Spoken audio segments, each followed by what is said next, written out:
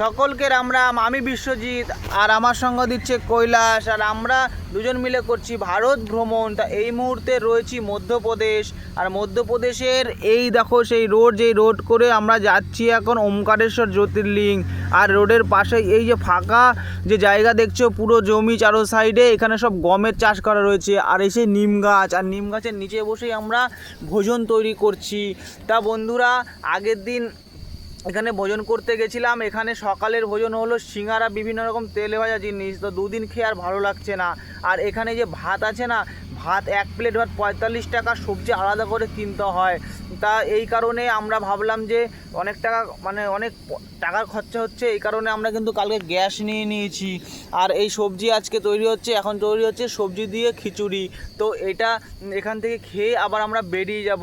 তা বন্ধুরা, এই ভিডিওটা তোমাদের কাছে গিয়ে পৌঁছায়, তাহলে অবশ্যই ভিডিওর মধ্যে একবার জয় শ্রীরাম লিখে ভিডিওটা শেয়ার করে দেবা। এতে আমাদের মনোবল অনেক বাড়বে এবং যাত্রাপথ আরও সুন্দর হবে। তা বন্ধুরা, ভিডিওটা শেয়ার হবে তো, আর প্রেম থেকে কিন্তু লিখে যাবা জয় শ্রীরাম।